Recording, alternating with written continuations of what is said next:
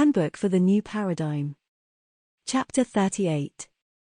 There are many levels involved in the process of bringing forth the accelerated change in the consciousness of Earth inhabitants, planetary awareness.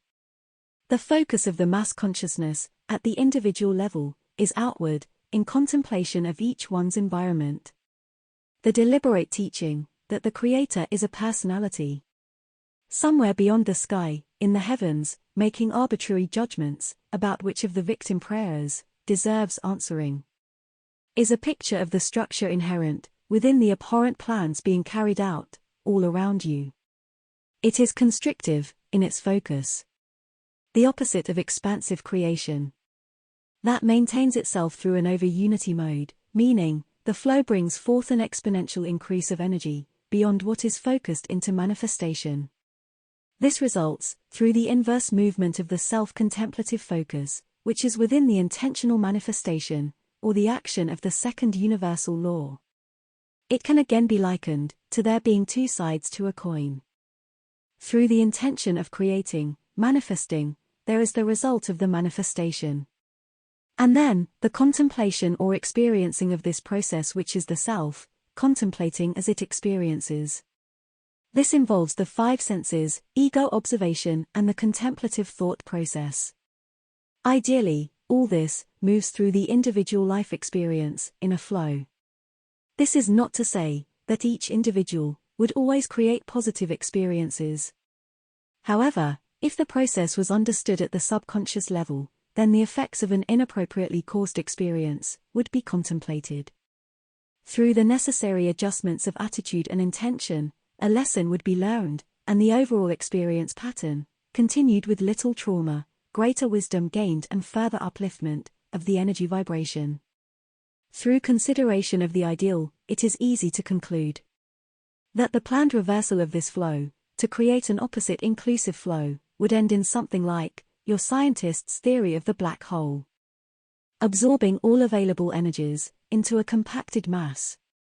Why then have these planners not figured out the greater picture of the inevitable end of their endeavor?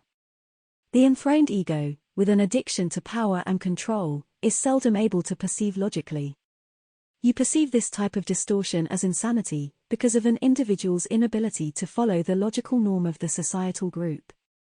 Sometimes, it is because the creative thought process is far beyond this societal norm, and sometimes, it is ruled by distorted ability to perceive. This is both genetic and learned behavior, through controlled indoctrination interchanged between the present generation and those following. The particular group holding our interest promotes longevity and positively believes in reincarnation. Each of the hierarchy is programmed at birth, through magical methods, to believe that they are a reincarnation through a long line of predecessors, all committed to this project. Each generation is then perceived as being more empowered than the last.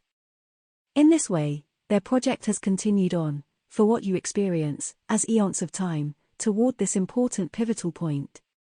This project, which deviates so far from the acceptable norm, has come into form through the use of the first two laws of the universe, attraction and focused intention.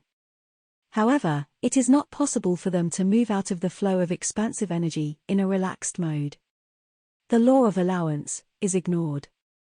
The only way for balance to be maintained is through rigid control of all aspects, by planning and executing every detail to dovetail within their overall plan.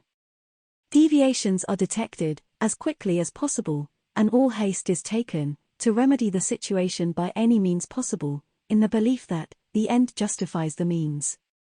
This overview of the pattern of their plan does not indicate that it is any less formidable. Earth and its inhabitants are firmly within the grip of its influence, and the situation must be intentionally resolved. It is beyond the point that containment would be appropriate, while the inhabitants figured their role out.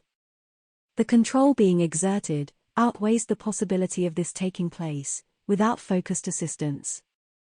The focused assistance is manifesting into the heart of their game, in the form of Project New Paradigm, with its multifaceted application of all four laws. You must contemplate the inside-out process, concurrent with the outside-in process, through the nuances of previously explained facets of creative flow, to arrive at a picture of the game board. You will then be able to choose intelligently to join the play or not.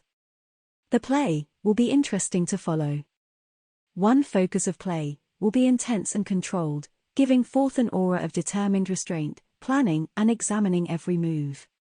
The other, relaxed, allowing each play to be drawn through the wisdom of thought thinking, resulting in calm game moves, each flowing into the next, in an expansive mode. The adversary considers that each play represents a shift necessary before another play can be conceptualized and focused into manifestation, within the application supplied by the use of two universal laws as a self-governing factor. The balance as perceived by them is established control.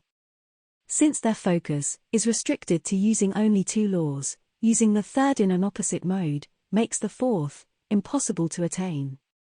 In other words, within our analogy, they are playing with only half a deck.